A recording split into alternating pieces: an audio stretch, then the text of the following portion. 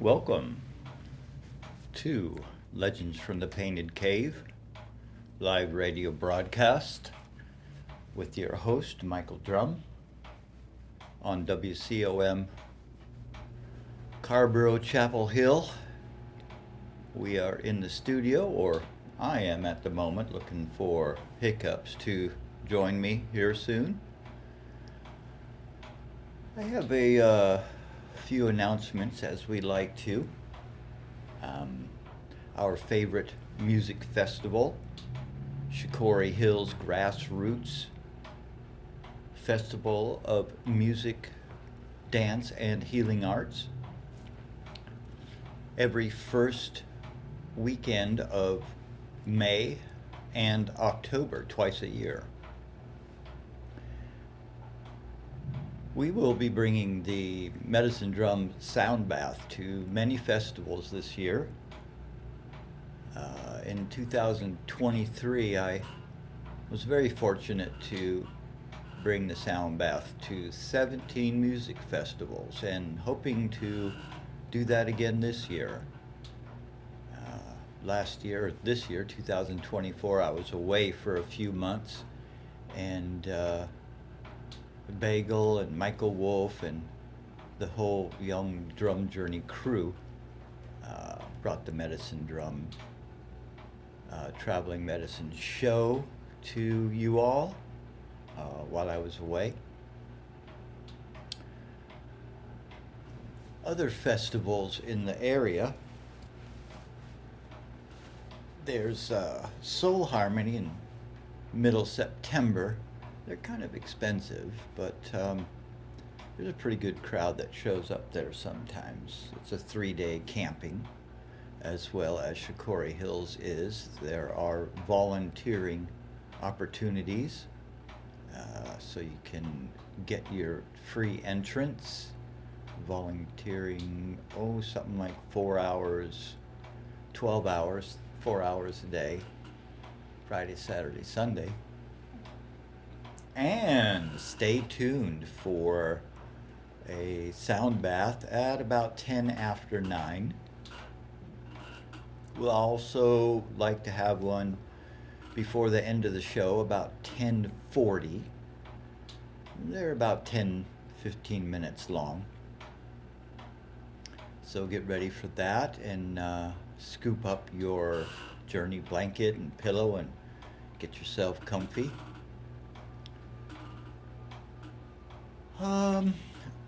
Let me look at something here. This is called Ho'oponopono. This is a prayer of the Hawaiian people. Prayer for forgiveness, healing, and making things right. Have a young friend I've just met recently, and he says he has done so many bad things, and he needs community and someone to talk to. So I sent this over to him, and I'll read this to you now. The Ho'oponopono prayer could be exactly what you're looking for in your relationships with others, with the earth, and with yourself.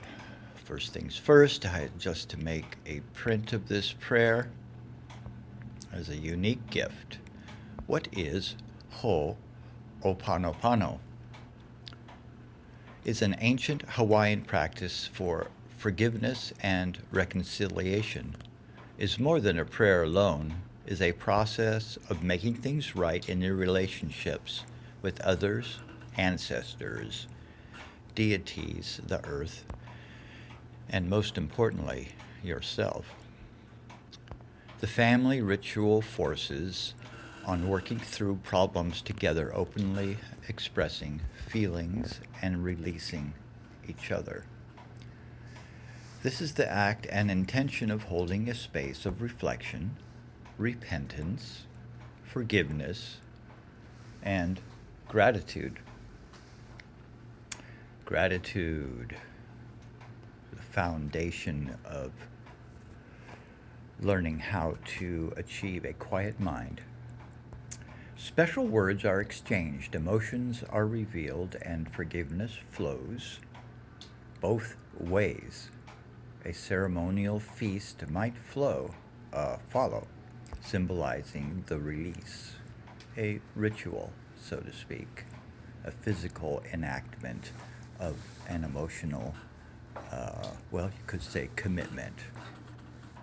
The philosophy behind this practice is that we're each responsible for what shows up in our reality.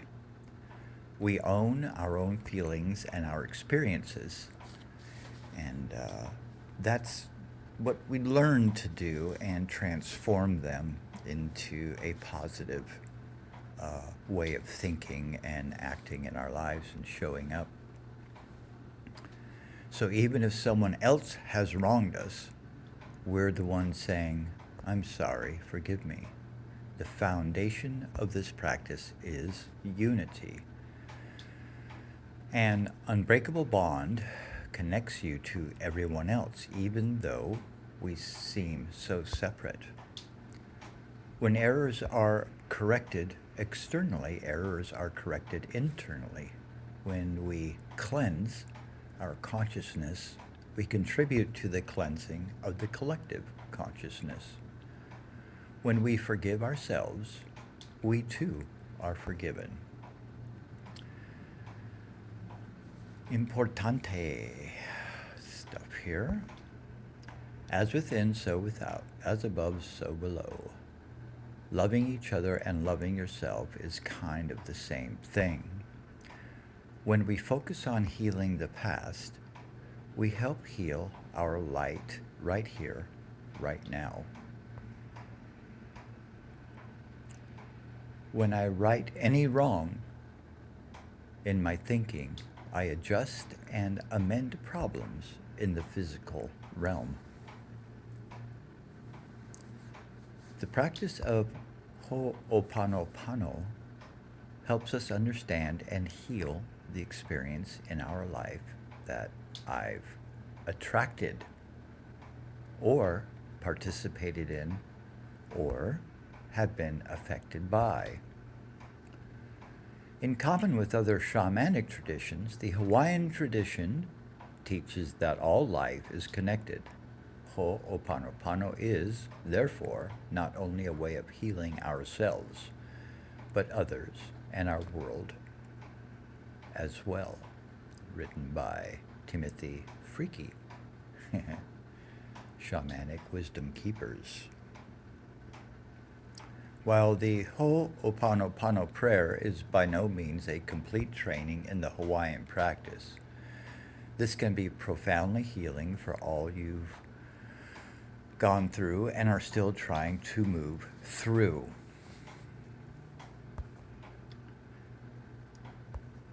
This helped me identify underlying currents of resentment and self-loathing in my life, from childhood, school, and surroundings and environment, the many, many hurts and wounds and traumas. Learning how to give them up and move into acceptance, moving forward. We are allowed to move forward. Small rituals like this one can help. I'm sorry. Forgive me. Thank you. I love you. These are the 4.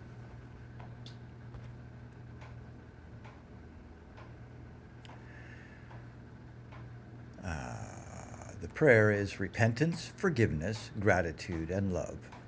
These are reflected in the 4 phrases that make up the prayer.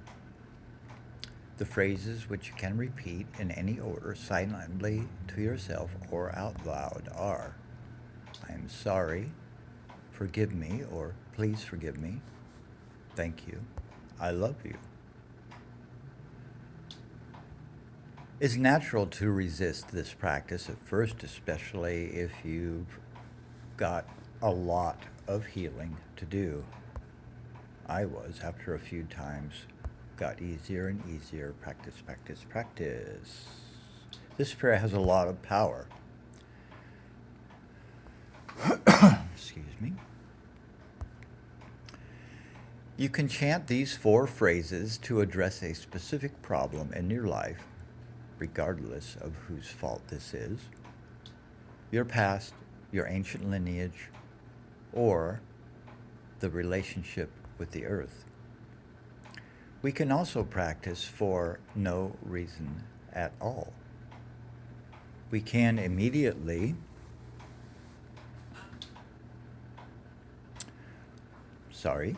we can meditate quietly in a state of peace and gentleness. We can repeat this out loud in front of the mirror. Super powerful mirror work, reflective work. I'm still working on that one personally.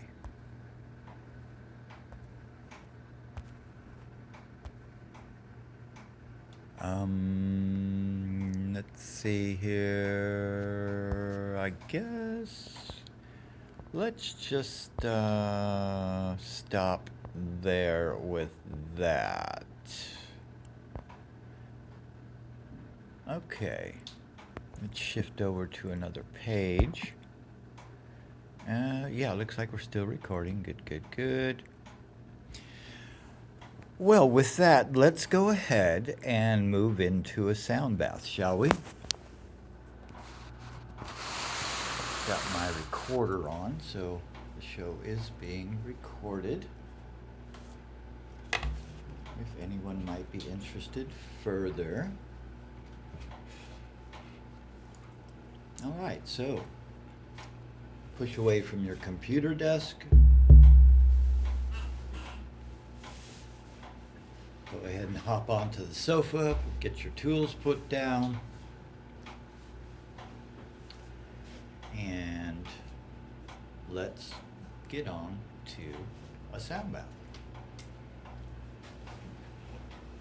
Oh, Great Spirit, by the gods, spirit guides, animal guides, Great Spirit, Spirit of truth within us, always guiding, protecting, and leading us. Even when we're not aware, we have a great protection on us. Great Spirit, ancestors, child within, we are burdened as human beings with a brain. It's just the nature of having a brain and mind. We're self-reflective creatures, and we dwell, it seems so, and ruminate on our errors and what we have done wrong, and maybe rightfully so. We get stuck in this loop of blame, of blaming ourselves and blaming others, and the victim role and many other emotional negative tendencies. So we ask now, we ask with an open heart that forgiveness and moving into kindness, that as we ask and request these prayers, that we are moved and these revelations are brought to us gently and calmly and with great ease and flow. Thank you, Great Spirit, that we have this ability to tap in to source energies within us, the wisdom within us, the spirit of truth, innate wisdom within us. And we have this ability, a bit of a superpower. We have imagination, again, a superpower to help us to find a greater sense of belonging here in this body, on this planet, at this time, as earthlings. And we're so grateful that we can be here and shift our reality, shift the beauty, shift into beauty and kindness, compassion, out of fear, anger, and mistrust into trusting. We thank you, thank you, thank you.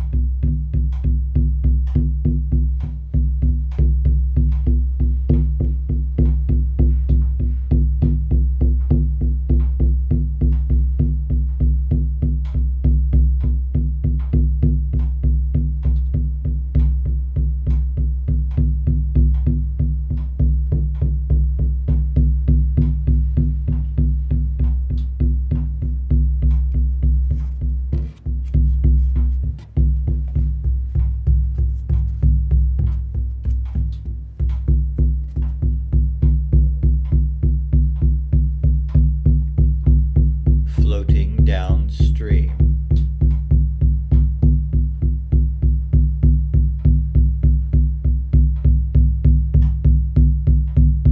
Are you my animal guide, my spirit guide? Do you have a gift for me?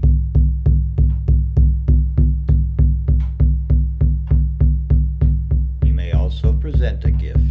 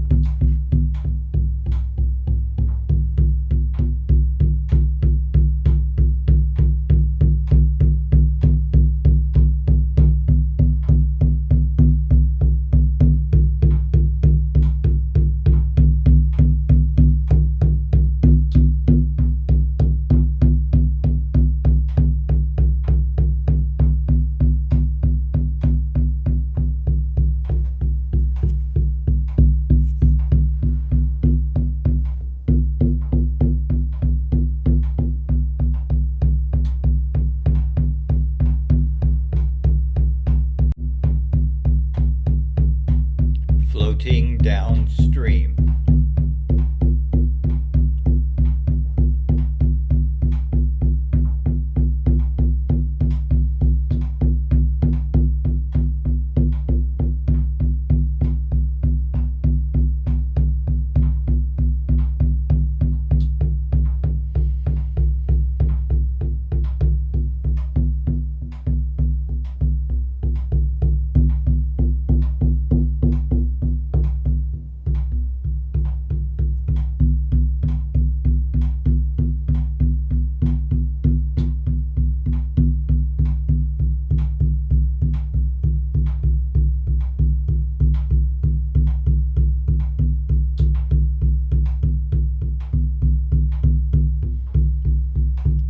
Are you my animal guide, my spirit guide? Do you have a gift?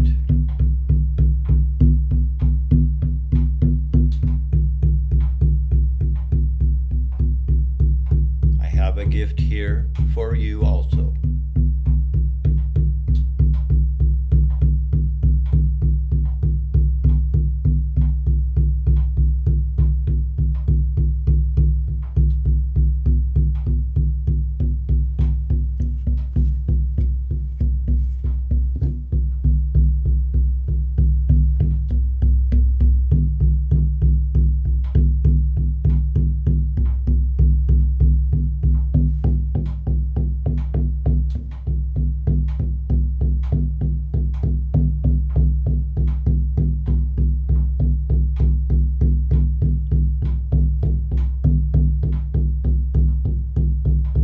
Floating downstream.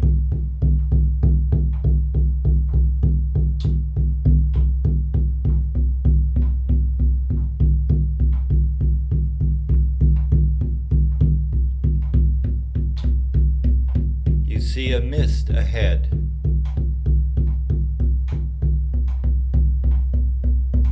You enter into this mist. And in this mist, a door opens, and you walk through. You become the mist and rise up. Up and up and up.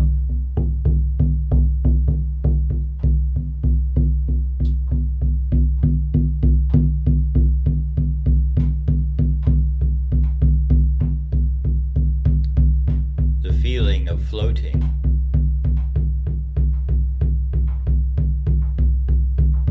And mingling through the leaves of the giant trees high in the mountain mist.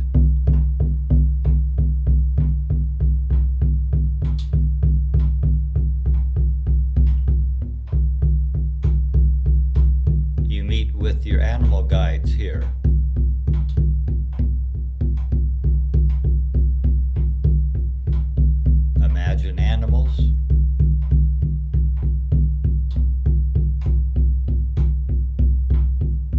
Are you my animal guide? My spirit guide? Do you have a gift?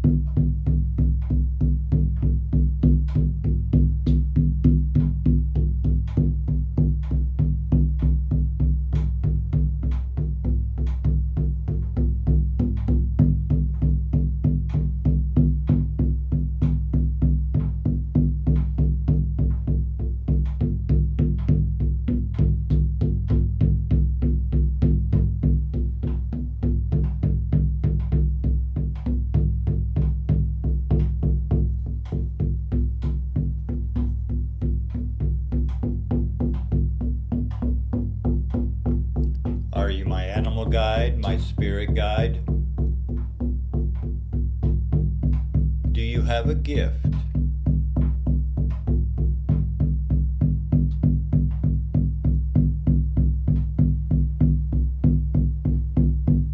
Thank you. Thank you, thank you.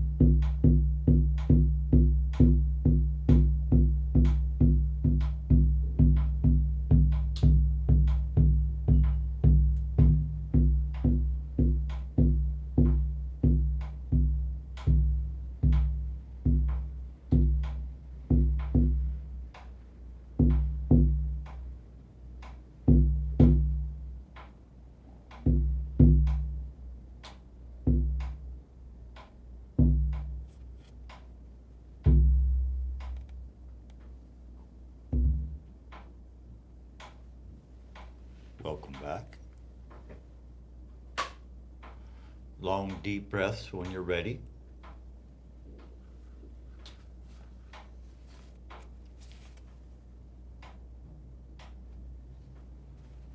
Well, for anybody who has enjoyed this medicine drum bath, give us a call. Give me a call here in the studio and tell me of your experience. 919 246 9639. 919-246-9639. Yeah. Well, that was our medicine drum sound bath there.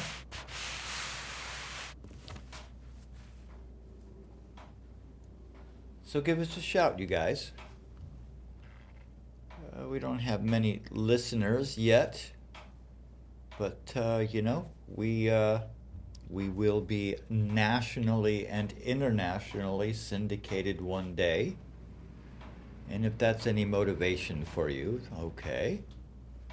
You will be live on the air. And famous. Rich and famous. Is there something wrong with that? Well, the ego can take a hold of that sort of experience, right? And can take control. Proud. Look what I did. I am so good. Everybody hear me. Which is fine, right? In the spirit of fun. We like to joke like that. But, that can we can get carried away with that and overboard. And really make a mess of things and feel kind of, oof, wow, shouldn't have done that. Got to make amends, but that's okay. We're humans. We do these things. We pass the boundaries and, say we're sorry and hopefully make amends, and we can still be friends and our hearts still connected and go forward. Medicine Drum Sound Bath, Shamanic Drum Journeying, is available for your parties, weddings, celebrations, coronations, graduations, all life affirming activities, deaths, burials. When we pass over in this world, the drum is quieting, right? Quiets the monkey mind and moves us out of fight and flight and into rest, digest, heal, which is our sympathetic nervous system. And that's a very interesting thing, and still is quite astounding to me today. Is this beat and rhythm is consistent, precise, predictable, and our brain, our mind, our monkey mind likes this very much, likes to understand and know and control what's going on around. So when this rhythm starts, the monkey mind is soothed and quieted. And when the mind gets quiet and quieter and quieter, we move out of sympathetic nervous system. Our nerves are not only in our body, but are outside of our body, so to speak, in our auric field, in our all mass has electromagnetic field, and we are a mass, right? We're a something. We're a compilation of earth, fire, air, spirit, water, of this mineral kingdom, and we have an energy field. We could say this is our outer nervous system, that which detects, which picks up, which make sense of our environment. It's certainly sending us signals. Our internal nervous system, our central nervous system, autonomic nervous system, and in that is our sympathetic and nervous system, and in that, and then there's parasympathetic as well, which is the counterpart to the sympathetic. Sympathetic being again fight, flight, freeze. Parasympathetic rest, digest, heal. And with this rhythm are so many thousands of people that I've had the pleasure and honor to drum for. And this is just through my experience and observation, is the body, our body is geared and wired up for consistent rhythm. And when our automatic system, which, right, our whole body runs automatically, really all we do is feed. We get food into our mouth. And that's all we have to do for this mechanism. But our body is an amazing thing. It's automatic. So part of this automatic is our nerves are sensing, right? They're picking up. They are they're accepting. They are gathering information, and that's their job. Thousands of miles long within us, if I guess scientists have pulled, the nerves apart and stretch them end to end. It's just astounding. And these are the avenues, the ways, the fine hair-like sensory that pick up all of the vibrations and frequencies and send signals to our organs, our muscle, tissue, bone, our brain, stomach, our reproductive system, our digestive system. What other systems? There's like 10 systems within us. We have our exit system. Our food goes in, digested, and goes out. So, and our nervous system, the steady rhythm of the drum beat automatically, without us thinking about this and monitoring and observing, automatically shifts from sympathetic, fight, flight, freeze, automatically over to parasympathetic, rest, digest, heal. This has been my experience over and over and over and over again, right? So that's when we finally go, aha, well, this is something. This is consistent and keeps happening, so this is a real thing. Right? That's how we roll. That's how we get to trust and be comfortable with whatever the stimuli is through repetition. If consistency is our gauge for, whether we're going to trust a situation or not. And the drum automatically, again, shifts us into this other part, rest, digest, heal. And not only that, because when we can get into our parasympathetic nervous system, which we do on and off through the day, depending on our activities. Of course, we generally run in our sympathetic in fight, flight, freeze, because, at one time we were the prey. And just like a deer, we had to be very, very, very threat conscious very aware of what do we call that? Hypervigilance. And we don't have to do that, so much anymore. But we still have that circuitry and that wiring, which is very innate and very profoundly acute.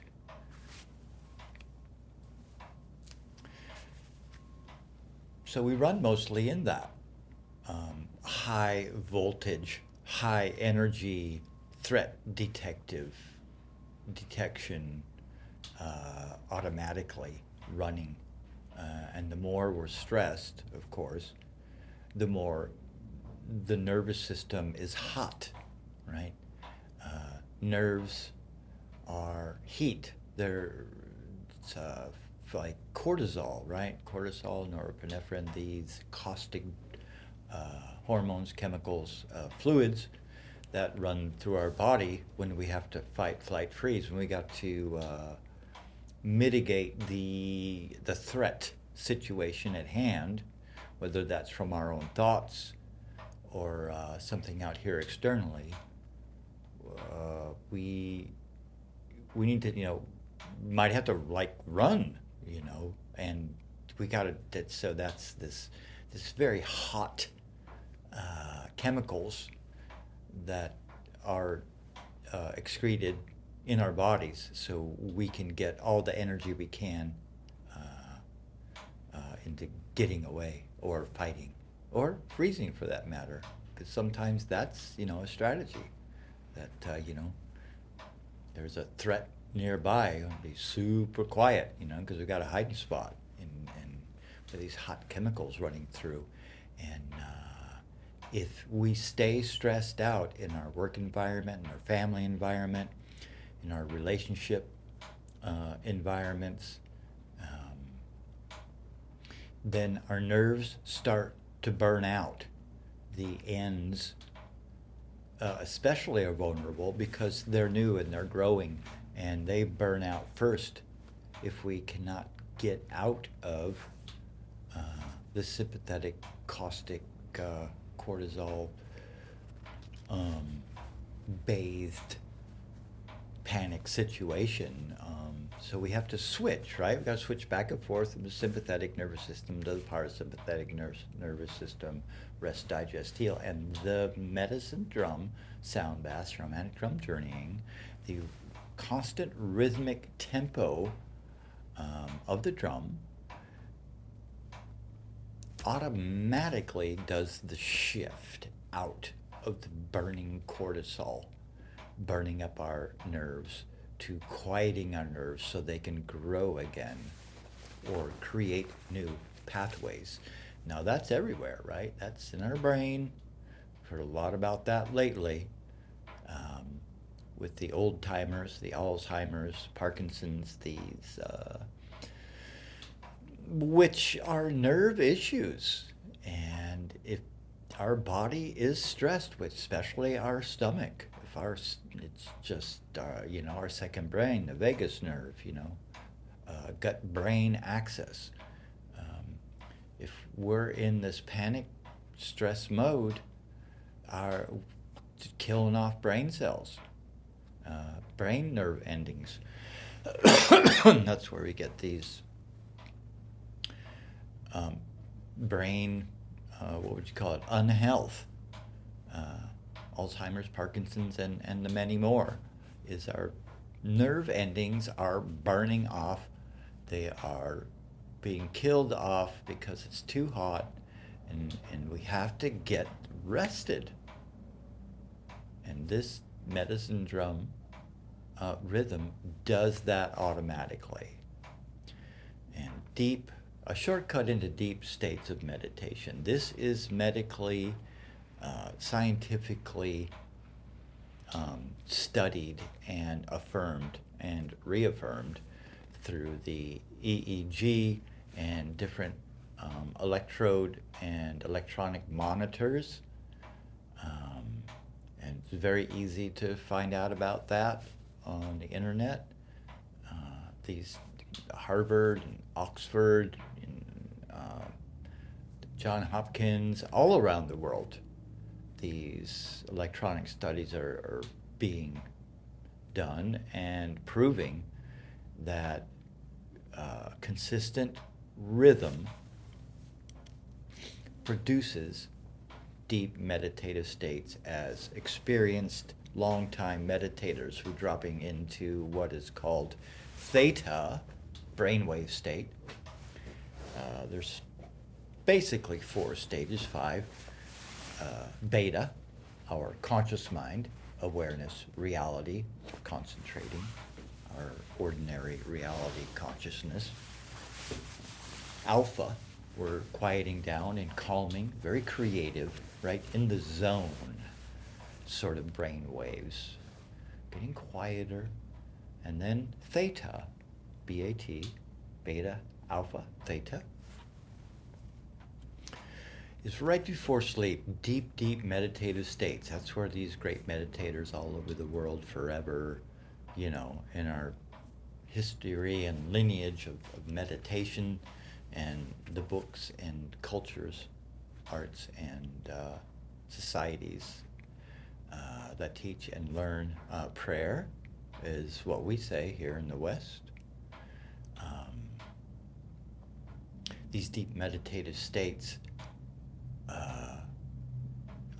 are states of healing. This is where we heal. The quieter the mind, the quieter the brain, the quieter the monkey mind, and the internal dialogue and activity and stress and threat detection, when all this quiets down, our body responds quickly to start healing and digesting. And we need a lot of that, and we do not get much of that, not nearly enough. We go to bed and wow, now there's nothing to do but just lay there and hear and sometimes watch the thoughts that are just, they are not always right, not always on our side, so to speak. They can be pretty rough on our psyche. And so we want to rest, we want to go to sleep. It's time to sleep, it's time to, we've got to have good rest. It's just so our body doesn't fail, you know, because this mechanism is like a machine. It's a mechanism. It needs proper maintenance. So it's not the easiest thing to do. We have a lot of family and friends, and we have a lot of stuff to do. Survival is rough, you know. It's hard to negotiate. It takes a lot of effort. And a lot of times we're not equipped to do this, mentally, emotionally, spiritually. So we need help from our brothers and sisters, from friends, from, strangers. And we do. We just need help. Help me. Help me. Help me. Help me, Mr. Wizard. Cartoon used to watch Touche Turtle. Yeah, we need a lot of help. For me, being born and raised Catholic,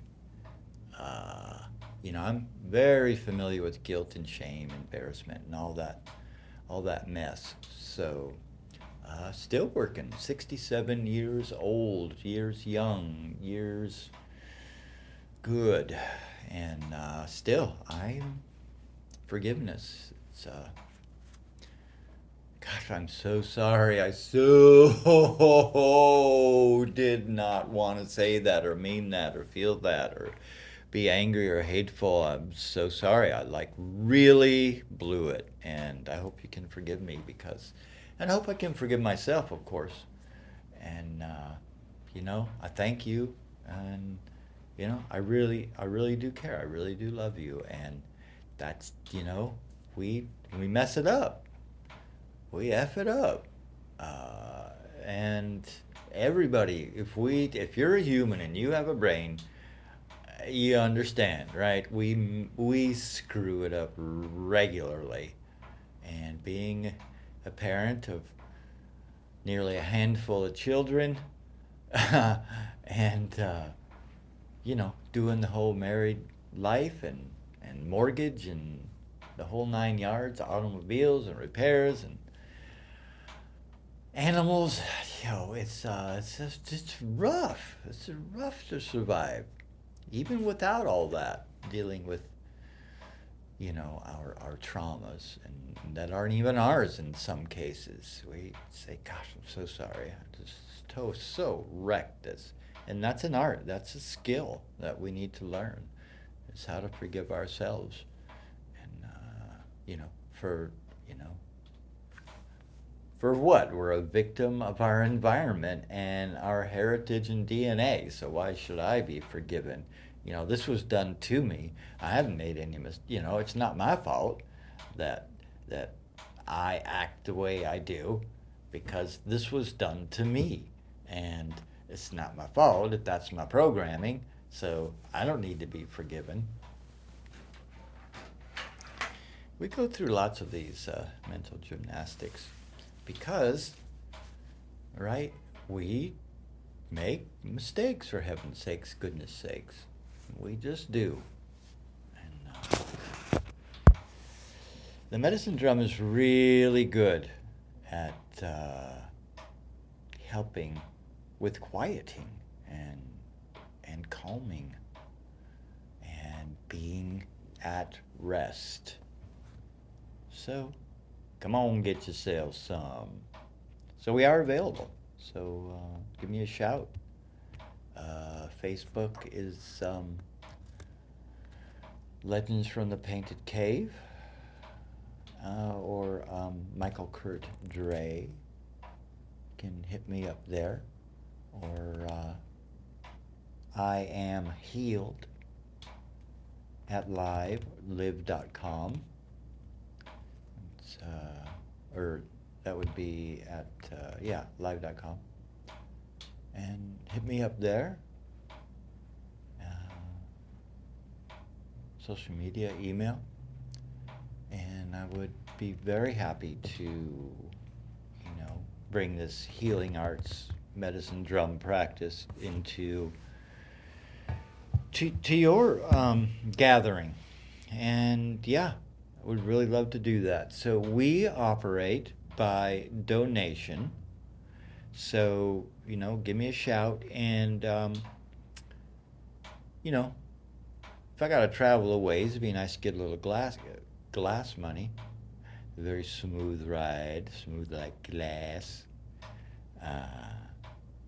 But, this is a service and my offering that was given to me. Hey, I just wanted to, give you this because, this pen, because, I see you wanted to write something down. I happen to have one here. Oh, great, thanks. It's like that. It's like, oh, great, thanks. The medicine drum journey experience, just given to me like that. It's like, wow, where did that even come from? It's like, wow. So, as a gift, is not for sale. Just like to sell a gift I received from a loved one, and to resell that, it's just, it's ridiculous. I mean, that's just for me, right? I mean, I understand if, it's a healing arts practice, people need to survive and provide for themselves in this life. And a lot of people, they charge money. And, right, I suppose if I was in that situation, I would too, but I'm not. I'm retired, and even when I wasn't retired, it's by donation anyway. We do accept money. It's what we use, right, to get our needs met. And so we're available. Give us a shout. 919 246 9639. Give us a shout. here in the studio. Let us know how your drums reading went earlier, or yeah, anything like that. What else we got? The Ho'oponopono we talked about this morning. I pretty much talk about the same old stuff. I know you guys have all heard this over and over and over. Fascinating, though. You know, our anatomy, our 10 systems, separate but running organically together, communicating. We can just look at our automobiles, right? Automobiles have a similar amount of operating systems that are separate but run together and communicate together. You know, nowadays there's a computer, which would be the brain. There's the fuel system, the digestion of the gasoline, it's the food. There's the exhaust system. There's the basic engine, which we might call our organs. There's the electrical system, the nervous system. There's the fluids, right? The blood, or the oil. There's the bones of the vehicle. Doesn't really have muscle, although we do have muscle cars, we call them. It's the wildest thing. All of these systems working together, and is a delicate balance, especially in the human. And, the animals and our animal friends as well that have a similar composition, complicated, complex, lots of, organization, communication, and the depths of the shadow and hurt and trauma we can go, and the rise out of that as a phoenix rising out of, the ashes, and reborn into a new and an ecstasy of revelation, the extremes that the human experience is and does and always has been.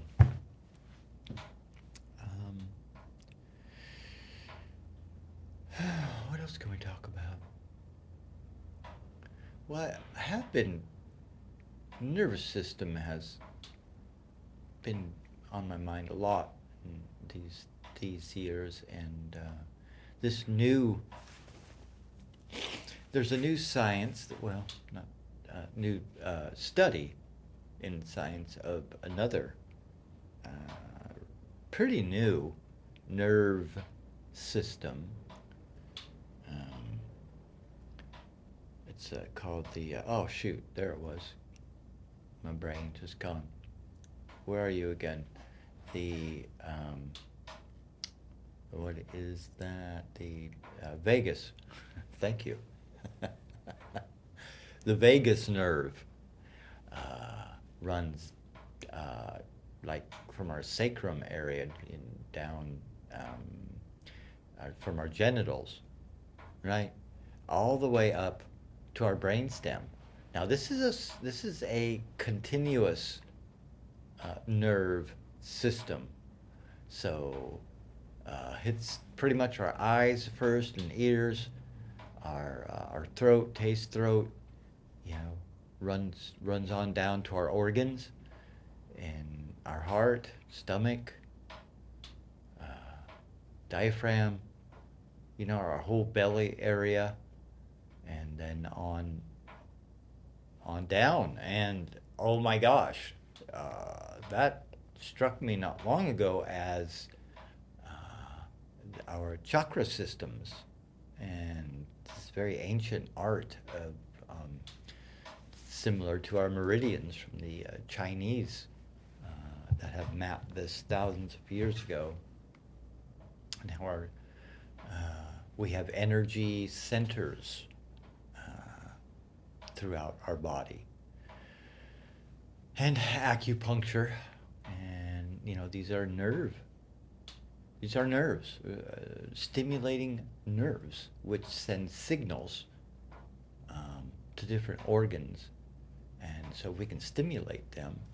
And one of the stimulations is unblocking, right? There's a blockage, a stuckness,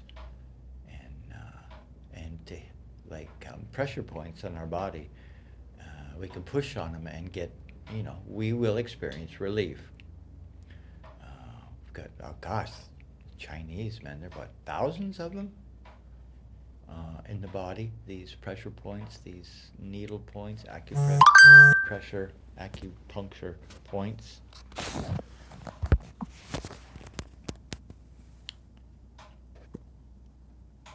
Oh my gosh, my longtime buddy from, oh my gosh, I think that's about 47 years ago, is in for surgery. He has some plumbing issues with his heart. They had to do which is getting to be pretty routine, right? I guess maybe he's had some collapsing artery or vein issues. They have to put in I don't know whether they either cut them out, put a new one in, or put a sort of rubber hose in there, called it maybe a stent. And so the fluids can pass through properly.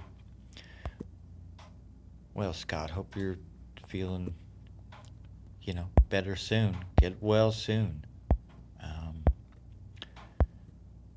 You'll get the best surgeon and the best care and all that.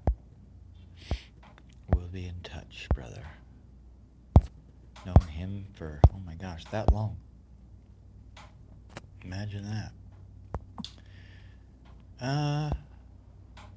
Got a message from a friend, a young friend that's looking for community and someone to talk to. Told him that since medicine drum journeying is kind of my thing, that he was over with his parents. He's about 25 and having a hard time. His brain is just really brutalizing him, like, we all can understand when that happens. And so I was messaging with him this morning and saying, well, this is kind of, the gift I have, and I'm happy and grateful to share this with you, to, drum journey with me, as much as you can, and we'll get you a drum, and you can drum for yourself and bring this healing arts practice into your family and friends and into your community. And it's really, it lifts my spirit when I get to, help people. And they very much enjoy the medicine drum experience, the quieting of the mind, quieting of the body, the ability to move inwards and consult and to talk with, to meet up with our divine wise teachers within our innate wisdom that we already have. And when we get into these deep meditative states, this is where we have that small still voice, the inner truth within us can speak, right? Not when the monkey mind's going rat-a-tat, tat-a-tat, tat, tat-a-tat, non-stop, blah, blah, blah, blah, blah, blah, blah, blah, blah. You're so bad. What did you do that for? It's unforgivable, and blah, blah, blah, blah, blah, blah, blah. And it's non-stop. So the drum quiets that. So we can move into rest. And we can learn and experience, as has been forever, if you just go and look a little bit with humans and the psychology and the soul and our ability and our way to communicate with nature. We are nature. We're animals and we're humans, and we are tied directly to our environment. So, and this environment is within us and through our memories and our DNA, out here in our experience every day as well. And so this is all this information is in us, and we can directly connect with the divine within, with the God within. Jesus said this continually in many different ways. I and the Father are one. I am in him, and he is in me, and I am in you. Right? John 14 or 16. And, you know, God, the maker is not separate from the made. We have the ability to connect. And when we quiet the mind, we can enter into medicine drum experience is the shortcut. Shortcut by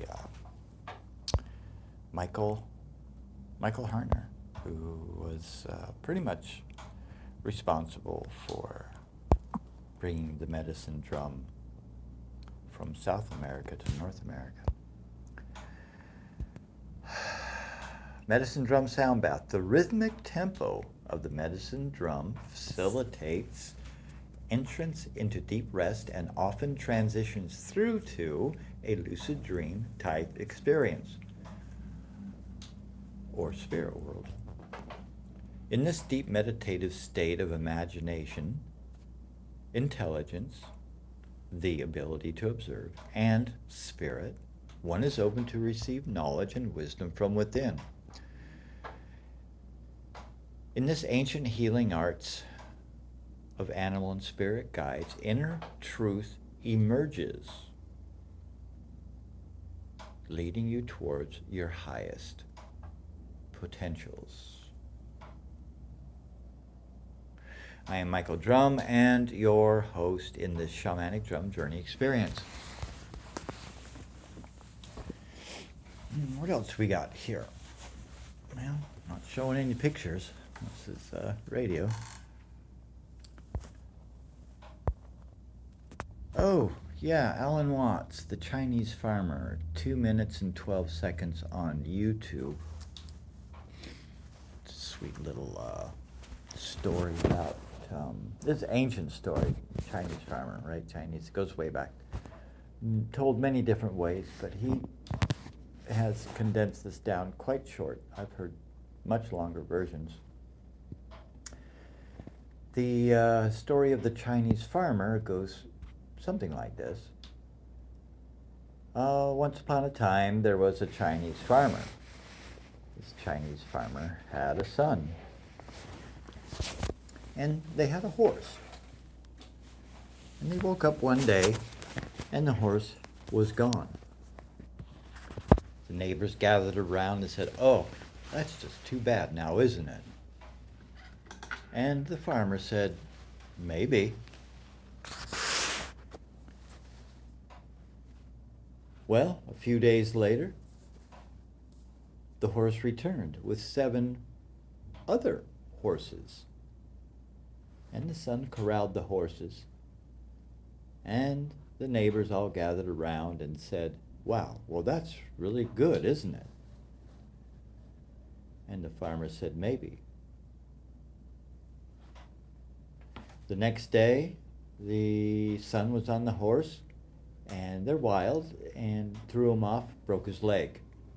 Oh, the neighbors gathered around. "That's just terrible, isn't it?" "Maybe."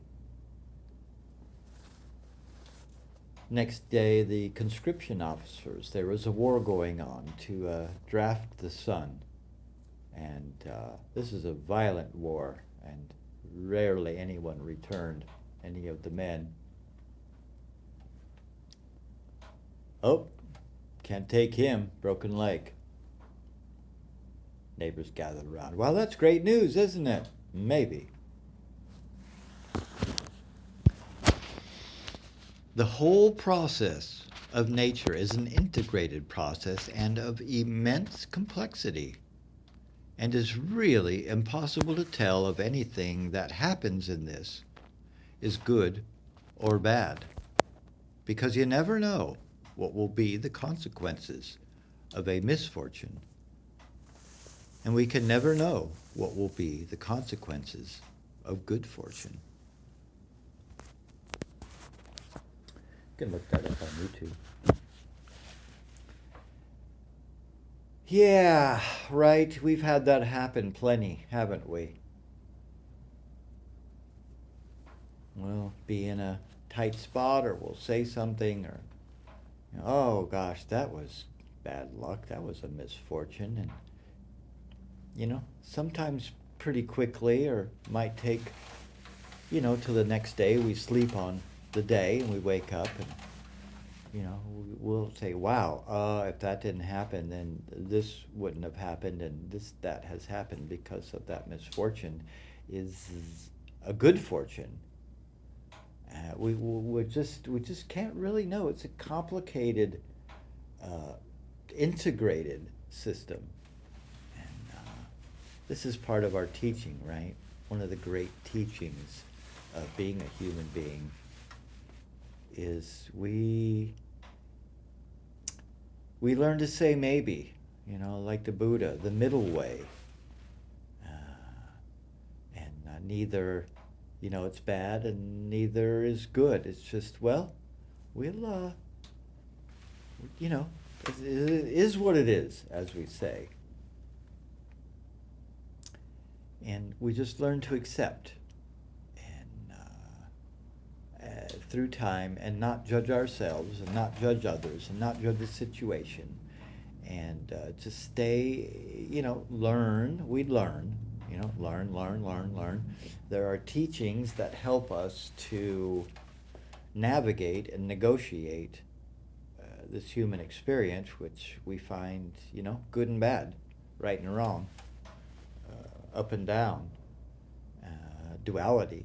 It's, it's very, it's rough. This is rough. It'd be very rough. And when we get in these patterns and loops of victim, that we're the victim and that we're bad and wrong, and there's no way out, especially, and it's just terror and panic. It's very, very, very difficult. And but we do have sublime joy too. And we have relief, and we have forgiveness. There goes my heater. Tipping over. We have these moments, and of forgiveness and goodness, and they happen. Our car is running really good today. And how is that? Well, by grace now, huh? I didn't make this body. I didn't make this health. I didn't make this happen. I did not make this life happen. I did not make my gifts happen. I didn't do this, right? I'm an individual. I'm one person, but I'm everything and everybody. But, of course, on that too, it's like all by grace. I like that. I like that a lot, because humility is really important aspect of the human experience. Because when we get puffed up and ego inflation, we don't like ourselves. Well, we do, because it feels powerful and strong. But others don't like us. Because, it's not pretty. I mean, it is somewhat, but when it's over-exaggerated, right? It's narcissistic, and it's just not pretty. Not a beautiful thing. It's kind of a wretched behavior. Moving through this life, and we got friends. friend of mine, we were traveling down to Florida in 2023, going to a music festival. I slept in my car. Had a trailer full of my gear. It was a last Shikori at Virginia Key, down there off Miami. Shikori Hills Music Festival. Last one there. Beautiful, right on the beach. Oh my gosh, amazing. And she pitched her tent over there next to mine. My spirit daughter. Sure miss you, young lady. Love you forever. And she, in the morning I heard, I've got friends. And I said, Hannah. Oops, I wasn't going to say your name on the air. Sorry. Tammy. Tammy. Tammy. You awake? You said, I got friends. What was that? I'm, talking out the window through her tent. And says, oh, I just woke up from a dream. Did I say that out loud? Yeah, he sure did. And, I got friends. That was, now I remember that very clearly, and I think of that because I get stuck in my head too, the victim, and I'm still working on forgiveness, always will. It's part of staying connected with humility and suffering and remembering compassion and kindness. It's always a reminder. That little, that little wound, that little, thorn poking, saying, remember, don't think you're free, that you're free of suffering and that you could just go about your way and not care and not give a kindness and feel, right? To feel hurt, to feel pain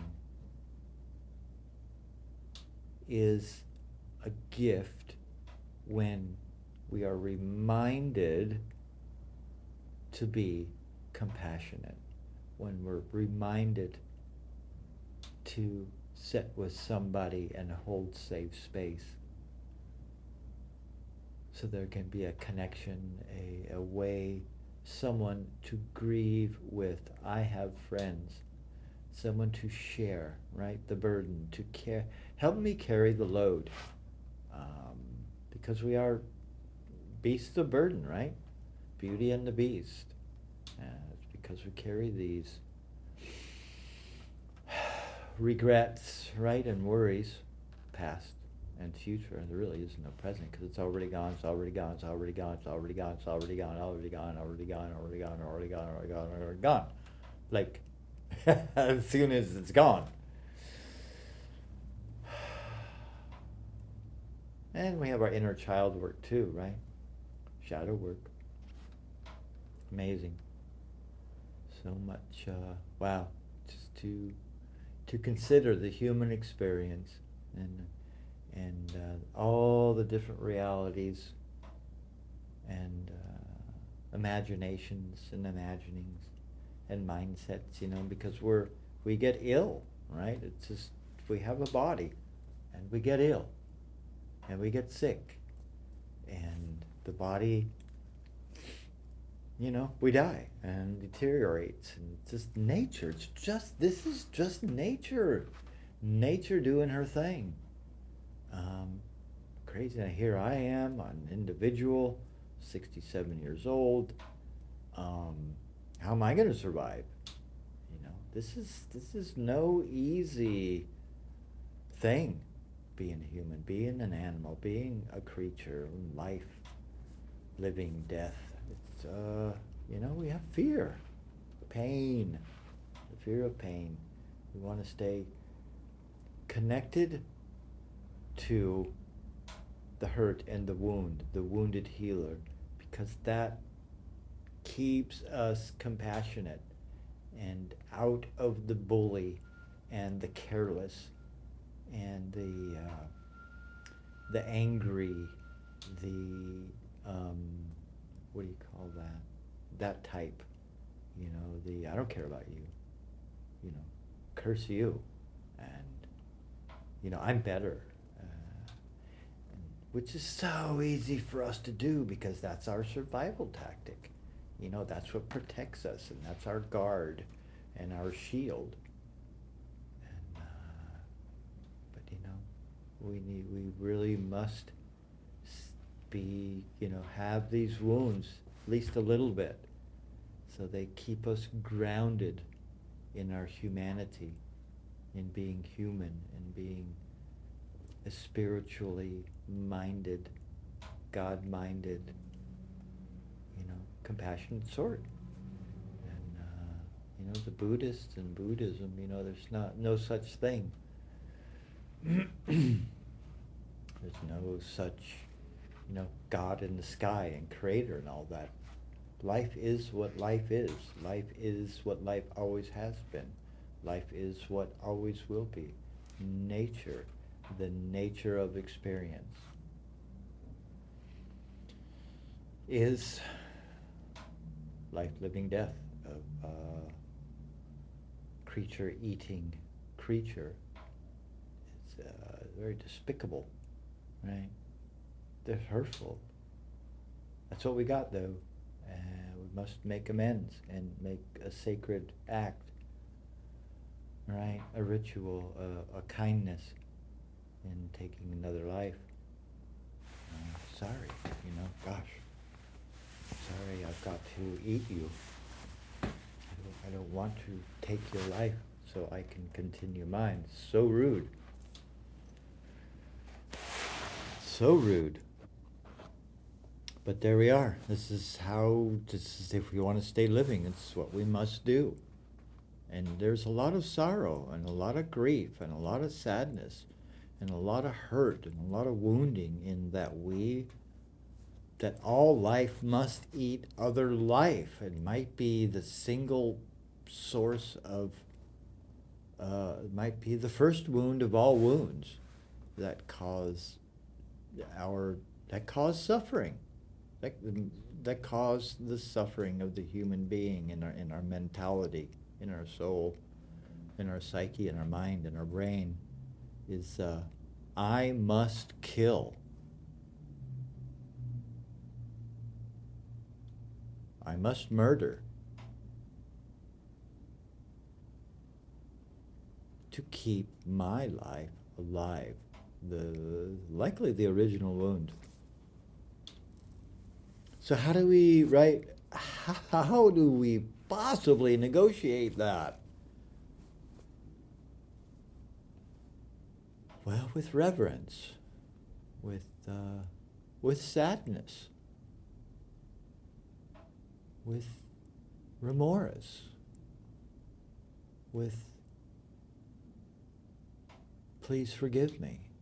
I need your life. I need your blood. I need your meat. I need you. I need you, animal, creature. I need you. I need your life. I need to end your life so my life can continue. Please forgive me. You would do the same. You do the same. You eat other creatures. You kill and eat other creatures too. So this is not personal. This is not an act of hate or vengeance or anything. It's just what we do as creatures on this planet, what we call life and nature.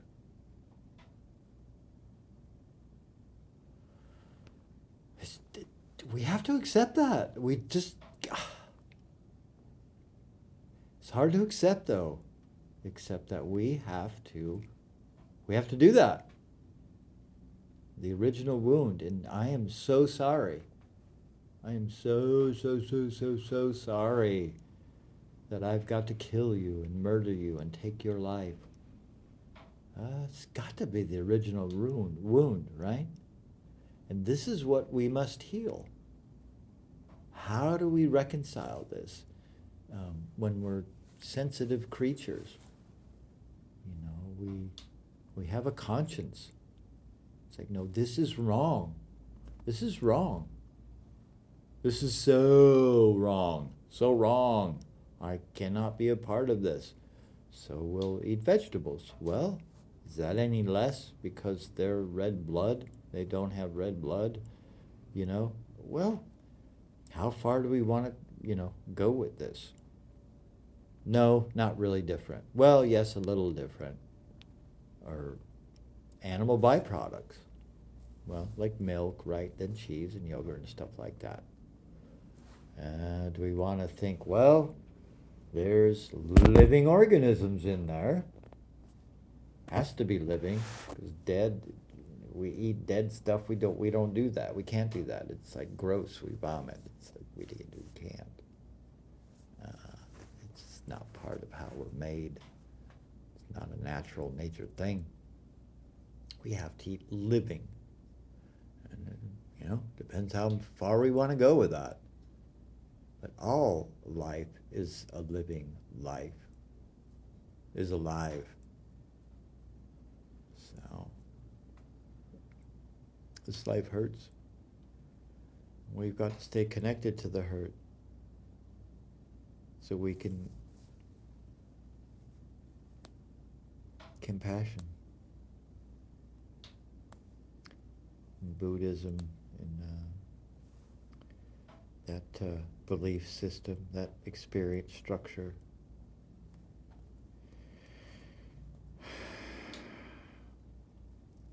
Four Noble Truths Buddha laid down or added to or rewrote in his way, said, as we have this tradition handed down to us, 2,500 years, but I believe is basically intact. Four Noble Truths. Life is suffering.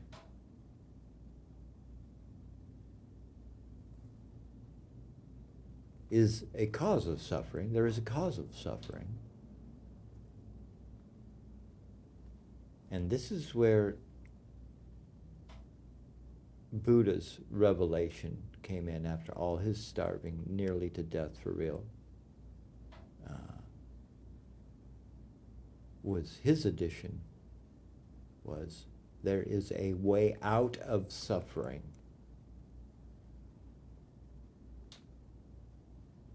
And this is by following the Eightfold Path. 8 precepts of how to live your life, which basically boil down to right thinking and right action. And that's explained in the Eightfold Path. But Buddha, the middle way, neither good nor bad, it's just observation, observing, being alert and calm, and we'll have the proper action when the moment arrives, and trusting that, leaving regret, leaving worry, letting that lay quietly. And the middle way, maybe enjoying the moment in rest and calm, and that's Buddhism, and that's the middle way, and that is learning how to forgive, to give before giving, pre-giving, before, forerunner, forlorn, for is before. So that's the teaching, right? Is to experience life and the hurts and the pains and the wounds, and minimize them through observation.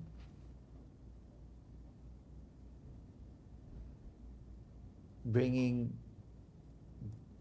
and through life and time and practice, some get to do this, some don't. So we, wow. Mm, mm, mm, mm, mm. This life. So what are we gonna do about it? What you gonna do about it?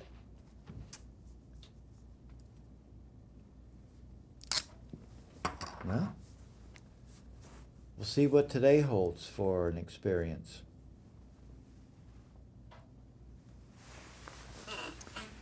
Let me,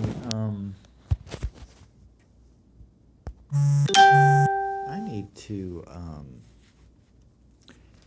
use the facilitaries.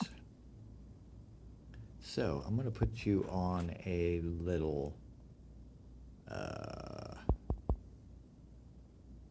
talk by Gary Starnes about shamanism, and I shall return.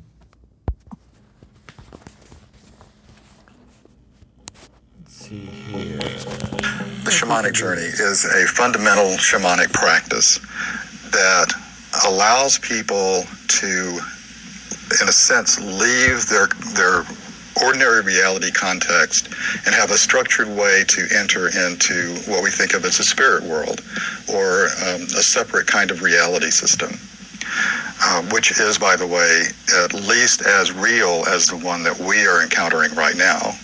It's not made up. It's not imaginary. And one of the things that we learn about this different kind of reality over time and experience is how real it really is. So let's talk a little bit about what the journey process is, and give you an idea of what it looks like and what you might expect to experience on a journey.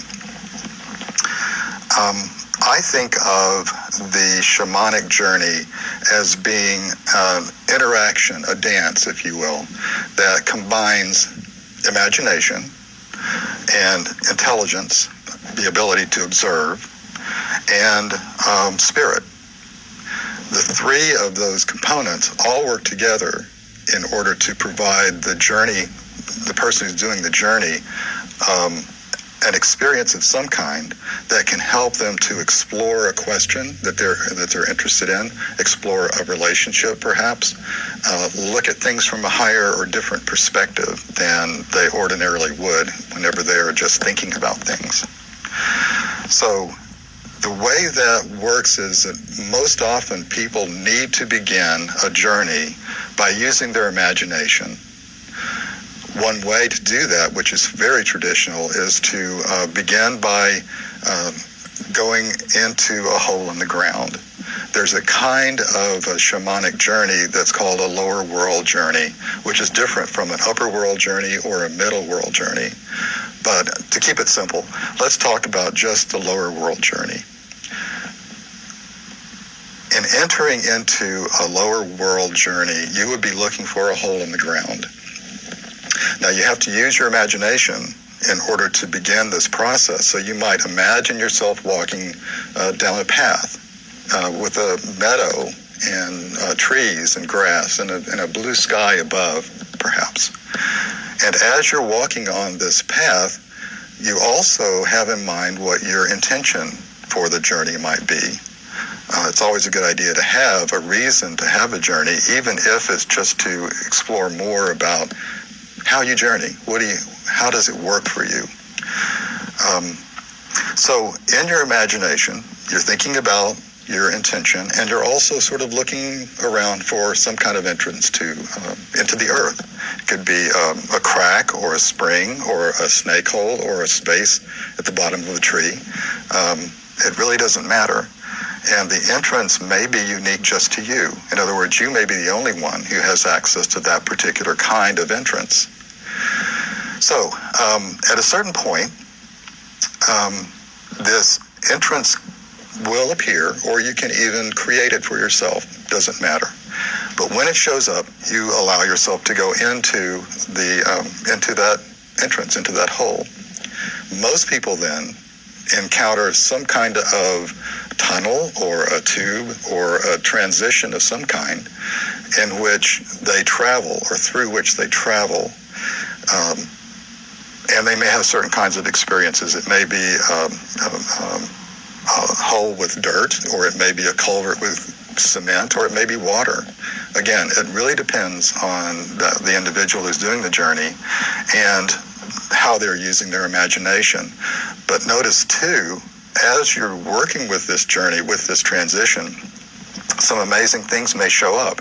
In other words, you might begin to intend to simply go through a tunnel, but then it has more context. It has more feeling to it, or it may have something unusual about it which you would not ordinarily have made up. That's when spirit begins to enter into the picture, and inspiration then begins to take a leading role. So, for the most part, then people may journey through this tunnel, this transition space for some time. Maybe it's short, maybe it's long. Sometimes people get stuck and spend the entire journey wandering around in this tunnel, and that's fine too. Eventually, though, they may find themselves at the end of this tunnel, at which they can look out to see an entire vista. Could be a meadow, it could be a seashore, it could be a jungle. Some people even emerge on the limb of a tree. It really, again, doesn't matter. It really has more to do with how the individual does the journey and how spirit is beginning to work with them to create an experience. Now, if you get to the end of this tunnel and you notice that there are certain aspects of this that don't make much sense, that's fine. In fact, that's a better sign that spirit is working with you, because if there are aspects that don't make sense, then that's certainly not part of what you would have imagined. So sometimes people at a certain point in the journey then begin to wonder, am I making this all up? Because perhaps it is very fantastic. And maybe they're having a conversation with one of the animals in their journey. Am I making this up? Or I believe I imagined the whole thing. That's fine. The reality is that the answer to the question, am I making it up, is, well, yes. But you're not making it up alone. In fact, at a certain point in the journey process, what happens is that the journey itself begins to take a life of its own, and the individual then shifts from being an active participant in the creation of the journey, becoming instead an observer of what is happening in the journey. This particularly comes into play whenever you are working with a journey animal. An animal or spirit that shows up in the journey itself as an individual or entity that helps you with the journey, will guide you in the journey. So what you do with that is very interesting, actually. When this journey guide shows up in whatever form that it might be, you simply acknowledge that it's there. Say, hello, how are you doing? Are you my journey animal? And if they say yes, then you simply tell them what your intention is and then turn the journey over to them.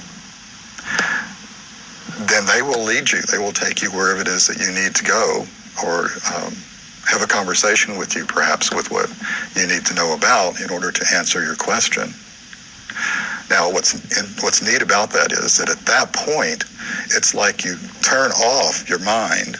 You are no longer creating this, and you literally move your mind out of the way so that you are not in charge anymore. You become an observer. That's when your ability to, again, observe and your intelligence begins to help you to work through what you're being shown. You're no longer in charge, but you are following along behind your power animal, your journey animal, and paying attention to everything that happens, because everything that happens is part of the message back to you. that's part of the answer to your question or the information that you need. At a certain point, then, the journey will be over. And if you are working with the sound of a drum, there will be a callback signal. Drums are often used because the rhythmic quality of the drum or the rattle or the sticks helps to put you into a light trance state. So when it's time for the journey to end, the drum rhythm will change, and that is your signal to begin to return from the journey. It's always a very good idea to say thank you to any of the beings that you meet along the way, to express your appreciation and also to show respect. Because again, this reality is just as real as our reality is real. And it doesn't make a lot of sense to disrespect it. In fact, what happens if you do disrespect the individuals or the settings that you show up in, your ability to do the journey diminishes. Eventually, you may not be able to journey at all because there is no one there to receive you. So you want to be respectful and say thank you. You may then return through the tunnel to the setting where you began, or you may simply return to your body or return to the room. It's always a really good idea to get tuned into what's going on in the room by listening to the sounds of the room. Then to tune into your body by paying attention to your breathing, perhaps, or your heart rate, and feeling the floor beneath you or the chair upon which you're sitting, so that you get back in your body and begin to breathe. And when you open your eyes, you're back. The journey is over. But that doesn't mean you understand it yet. It's a good idea to take the journey and write it down or draw it so that you can have some reference points on this side. It's like a dream. And often in a dream, no matter how important the dream might be, if you don't take some time to ground it, to write it down, to draw it down, you begin to forget over time. And so it's a good idea to take some time to integrate your journey experience into your everyday life.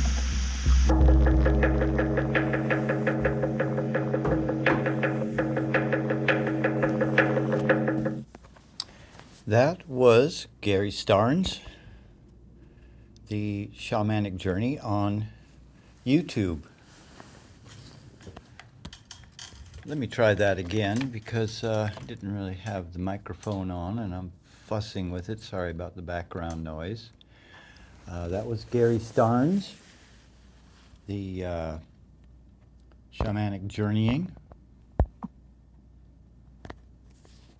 And yeah, so let's go ahead and move on into another sound bath here shortly for a few minutes. So get yourself comfy and grab your journey blanket and pillow if you like.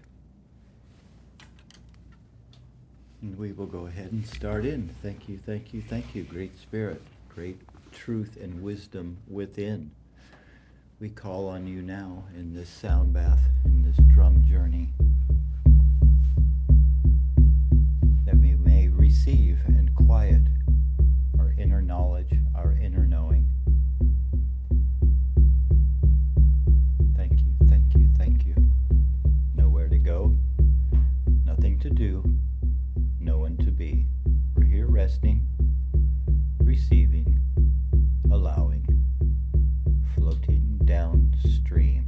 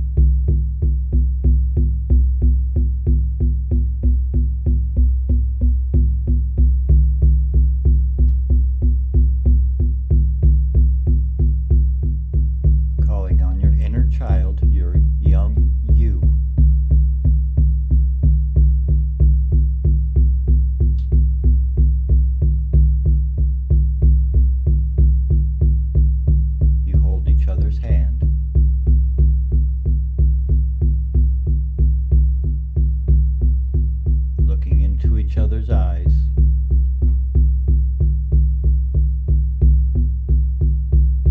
And you ask your little self,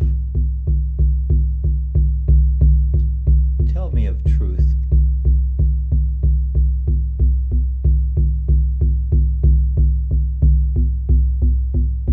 Tell me of nature.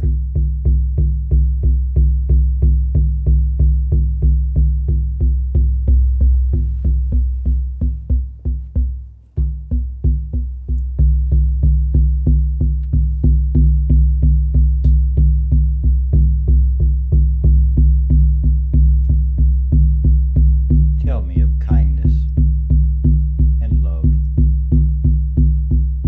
and the nature of things.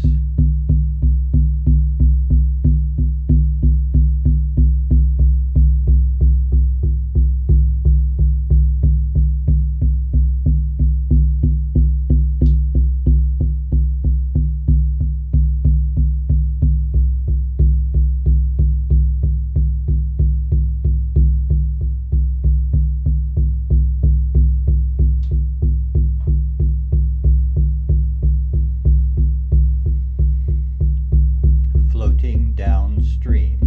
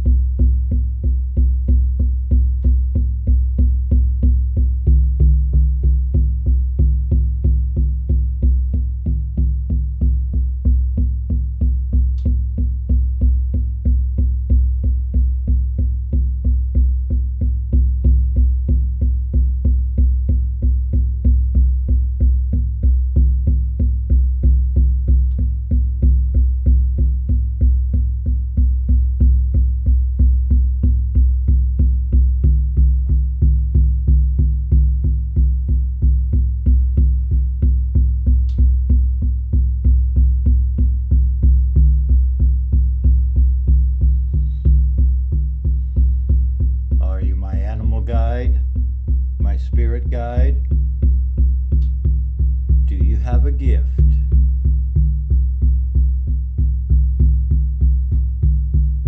You may also present a gift.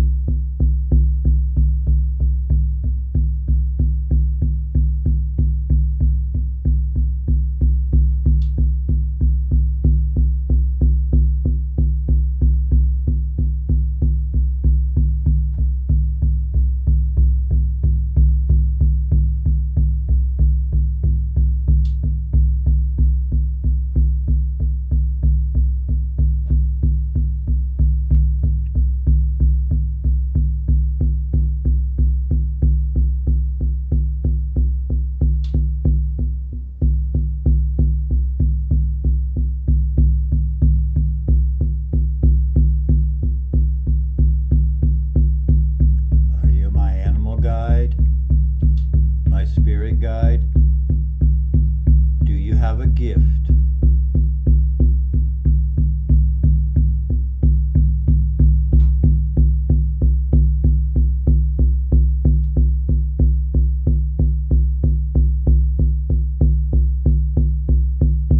Present a gift in gratitude.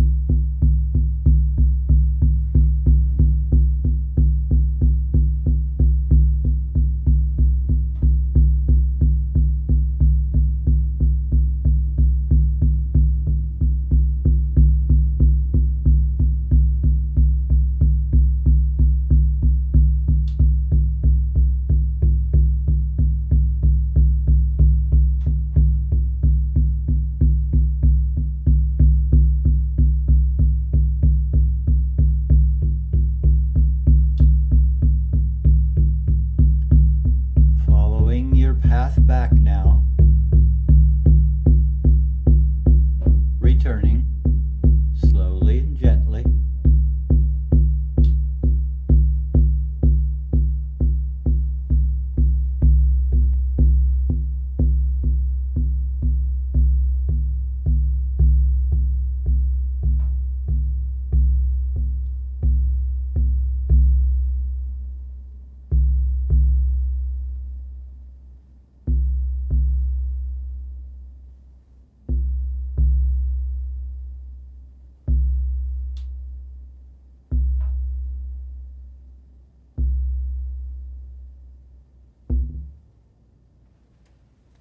Welcome back. Long, deep breaths when you're ready.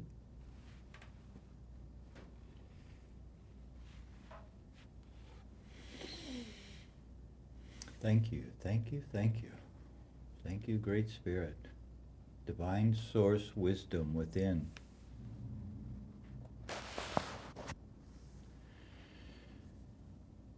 WCOM FMLP, Carborough, Chapel Hill.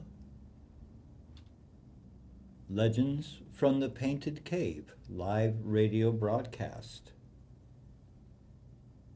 I am your host, Michael Drum. Medicine Drum Sound Bath will bring the Traveling Medicine Show to your gatherings, celebrations of life, graduations,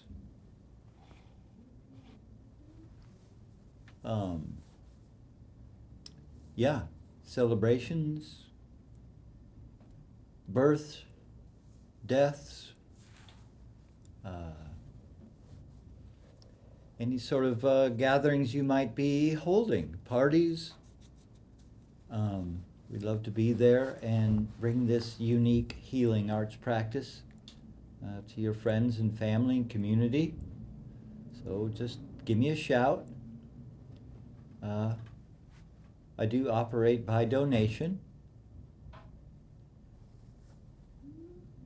I am in the Carthage, North Carolina area, about an hour south of Raleigh. But I will travel to your event and or venue. I do also have wild-crafted mushroom medicines by donation that I have put up over the years for your healing and of your body, mind, spirit, soul. And those are available also. I'm on Facebook and Instagram, Kurt Michael Dre. Also on Legends from the Painted Cave. I am healed at live.com. Email address. So we're about ready to close the show. Grateful to be here. WCOM FM LP, Carborough, Chapel Hill. Yeah.